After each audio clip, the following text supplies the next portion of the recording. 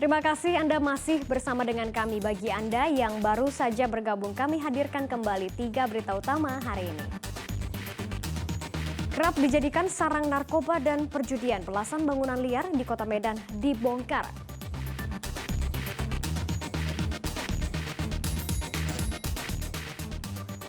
Sakit hati membuat seorang pria nekat membakar mobil warga di Kabupaten Deli Serdang.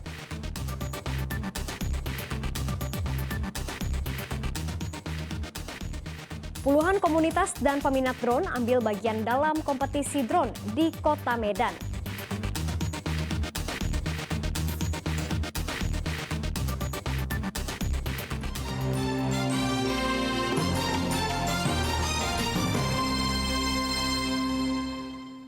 Sakit hati membuat seorang pria nekat membakar mobil warga di perumahan Deli Garden, Kecamatan Deli Tua, Kabupaten Deli Serdang.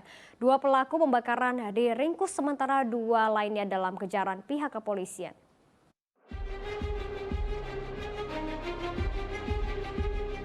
Pembakaran sebuah mobil di perumahan Deli Garden, Kabupaten Deli Serdang jelas terekam kamera pengawas pada 5 Agustus lalu.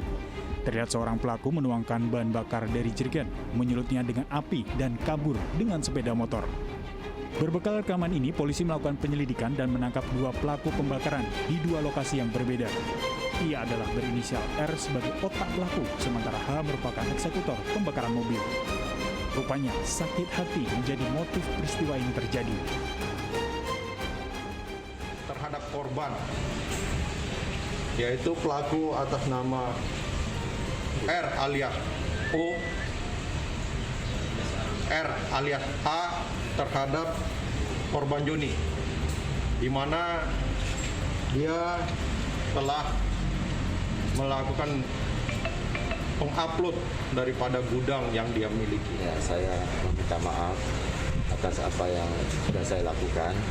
Saya meminta maaf kepada korban Joni, kepada keluarga saya, anak istri saya, kepada seluruh masyarakat Deli Tua, Pak Kapolsek dan jajarannya, bahwa sikap saya yang saya lakukan ini karena emosi itu tidak boleh dan tidak benar, dan jangan menjadi contoh bagi yang lainnya. Setelah ini mungkin saya akan bisa ngambil hikmah daripada sikap saya yang tidak benar ini. Kini kedua tersangka terancam hukuman 12 tahun penjara, sementara kedua pelaku pembakaran lainnya tengah dalam kejaran petugas. Muhammad Hamdani melaporkan dari Kabupaten Deli Serdang. Guna mencegah kebakaran hutan dan lahan, pemerintah Kabupaten Langkat bersama dengan TNI dan Polri melakukan patroli dan sosialisasi kepada pekerja perkebunan tebu di kawasan Kecamatan Stabat, Kabupaten Langkat. Mengantisipasi maraknya kebakaran hutan yang terjadi hingga saat ini, pemerintah Kabupaten Langkat dan TNI Polri melakukan patroli dan sosialisasi dengan menemui para pekerja di lokasi perkebunan tebu milik PT PN2 di Kecamatan Stabat. Personil gabungan mengingatkan para pekerja untuk tidak melakukan pembakaran dan jika menemui adanya titik api, segera melakukan pemadaman agar tidak terjadi kebakaran. Di Kabupaten Langkat, sekitar 1 juta hektar kawasan hutan masuk dalam kawasan Taman Nasional Gunung Leuser, sedangkan untuk lokasi lahan perkebunan PT PN2 sekitar 600 hektar lebih. Gunanya untuk menghimbau kepada karyawan untuk mencegah kebakaran hutan dan lahan di kebun tebu Kuala Madu ini. Ya, untuk Kabupaten Langkat sendiri ada berapa luas area perhutanan yang kita antisipasi untuk terjadi kebakaran hutan ini? Untuk di area perkebunan atau hutan dan lahan di wilayah Kabupaten Langkat kurang lebih 1 juta hektar. Termasuk di wilayah TNGL ya, benar? Termasuk di wilayah TNGL. Upaya patroli dan giat sosialisasi akan terus dilakukan setiap bulannya guna mengantisipasi terjadinya kebakaran lahan di kawasan Kabupaten Langkat. Muhammad Hamdani melaporkan dari Kabupaten Langkat.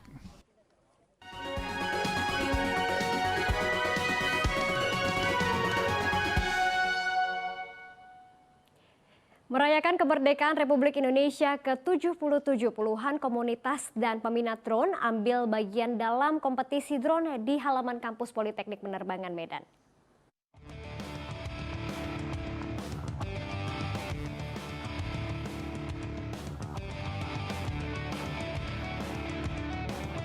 Puluhan anggota komunitas dan penghobi drone adu kebolehan dalam kompetisi drone di halaman kampus Politeknik Penerbangan Medan. Selain kompetisi, penyelenggara juga menggelar sosialisasi peraturan sistem pesawat udara kecil tanpa awak atau drone.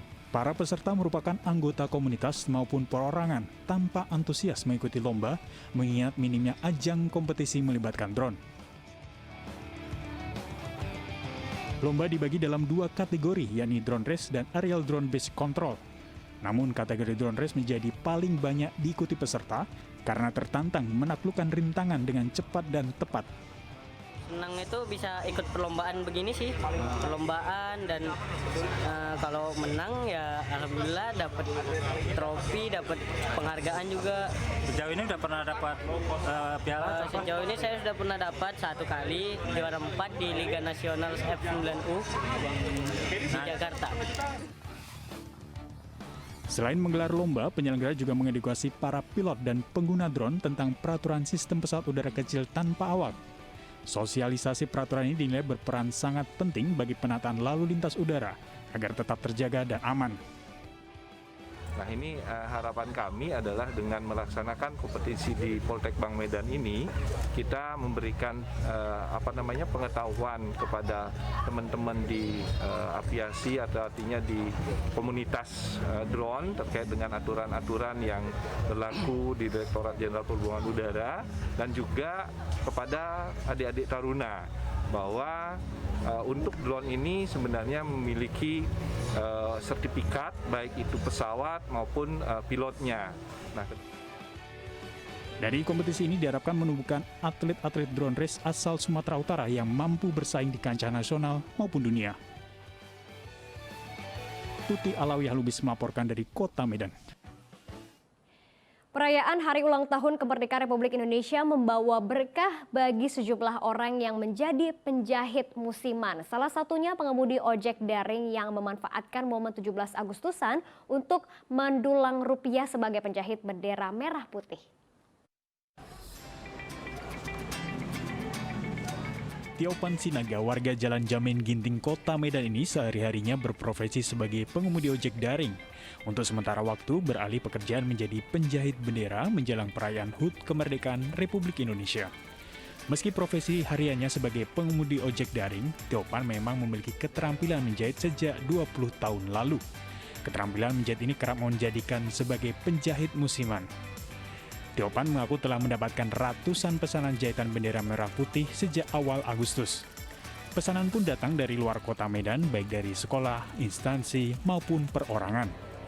Dengan mesin jahit tuanya, Tiopan dapat memproduksi berbagai bentuk bendera mulai dari ukuran paling kecil untuk sepeda motor hingga ukuran 3 meter untuk perkantoran. Ini musiman, ini hanya untuk 17 Agustus ataupun perayaan-perayaan ulang tahun seperti ulang tahun Kota Medan. Nah, kita siap juga bikin umbul-umbul, bendera. Ini semuanya dijahit sendiri Pak ya, langsung? Dijahit sendiri. Ini berdua sama orang rumah. Kalau ini istilahnya 2 batang lah dia 1 pasang. Biasanya panjangnya gimana lo bilangnya? Kira udah banyak juga, bisa lah habis sampai 2-3 batang setiap perayaan 17 Agustus. Itu jadi berapa? 3 pasang. Berapa ini Pak, jadi berapa bendera? Kalau benderanya udah ratusan lebih lah itu. Ratusan. Harga bendera dibanderol mulai dari Rp5.000 hingga Rp50.000 tergantung bentuk dan ukuran. Tiopan bersyukur momen Hari Kemerdekaan ini menjadi ladang rezeki sebagai tambahan pendapatan dari penghasilannya sebagai pengemudi ojek daring. Tuti Alawiyah Lubis melaporkan dari Kota Medan.